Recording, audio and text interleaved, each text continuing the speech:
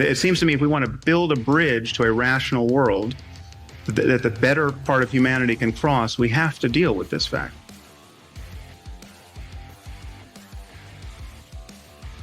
Now, most of us do our best not to think about death, but there's always part of our minds that knows this can't go on forever.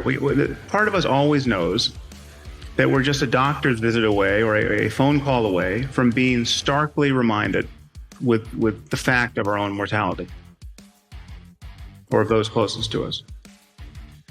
Now, I'm sure many of you in this room have experienced this in some form. You must know how uncanny it is to suddenly be thrown out of the normal course of your life and just be given the full-time job of not dying or caring for someone who is. But the one thing people tend to realize at moments like this is that they wasted a lot of time when life was normal.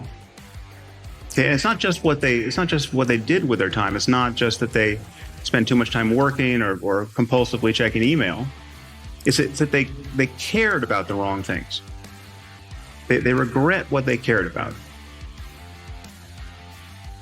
Their attention was bound up in petty concerns. Year after year, when life was normal. And this is a paradox, of course, because we all know this epiphany is coming. But don't you know this is coming? Don't you know that there's going to come a day when you'll be sick or someone close to you will die, and you'll look back on the kinds of things that captured your attention, and you'll think, what was I doing? You know this, and yet if you're like most people, you'll spend most of your time in life tacitly presuming you'll live forever. I mean, it's like watching a bad movie for the fourth time. Yeah. Or bickering with your spouse. I mean, these things only make sense in light of eternity. Because even if you live to be 100, there's just not that many days in life. So what is the point of life? I mean, is anything sacred? Does such a question even make sense? And I think these questions do make sense, and there are answers to them. But the answers are not a matter of getting more information. The answer is a change in attitude. There are ways of experiencing life as sacred without believing anything, and certainly without believing anything on insufficient evidence. There are ways to really live in the present moment. What's the alternative? It is always now. However much you feel you may need to plan for the future, to anticipate it, to mitigate risks, the reality of your life is now. Now, this may sound trite, but it's the truth. It's not quite true as a matter of physics. In fact, there is no now that encompasses the entire universe. You can't talk of an event being simultaneously occurring here and one at the same moment occurring in Andromeda. The truth is that now is not even well defined as a matter of neurology, because we know that inputs to the brain come at different moments, and that consciousness is built upon layers of inputs whose timings have to be different. Our conscious awareness of the present moment is, in some relevant sense, already a memory. But as a matter of conscious experience, the reality of your life is always now. And I think this is a liberating truth about the nature of the human mind. In fact, I think there's probably nothing more important to understand about your mind than that, if you want to be happy in this world. The past is a memory. It's a thought arising in the present.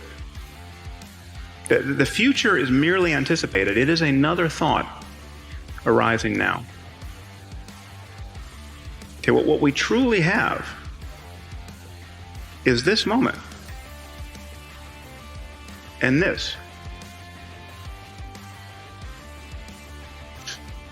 And we spend most of our lives forgetting this truth.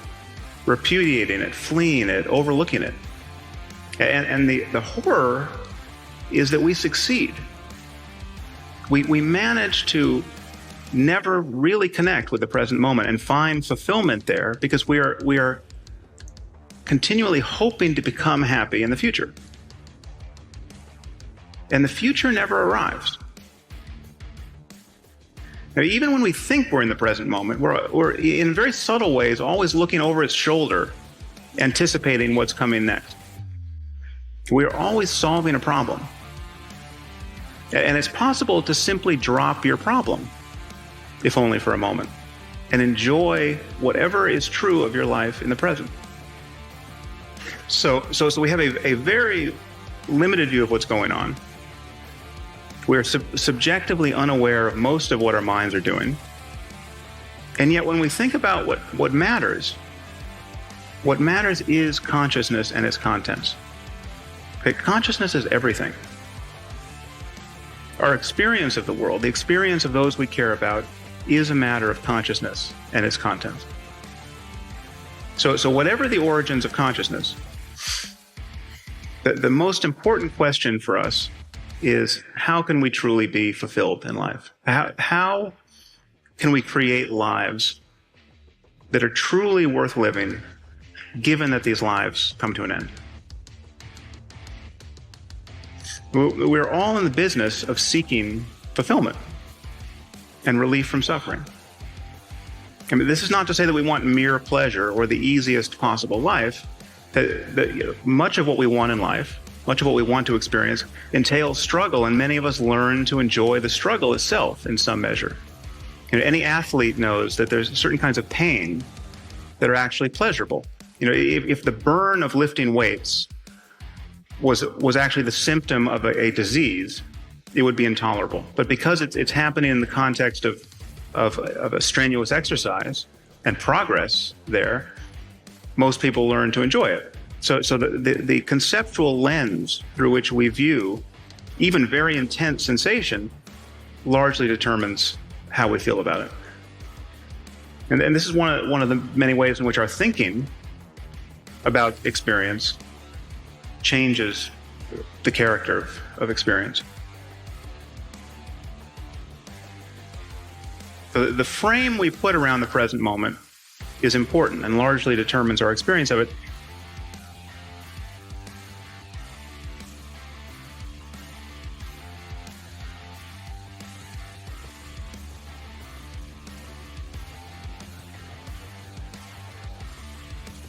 And how we think about death changes depending on whether we're thinking about dying ourselves or about losing the people we love. But whichever side of the coin we take here, death is really an ever-present reality for us. And it is so whether we're thinking about it or not.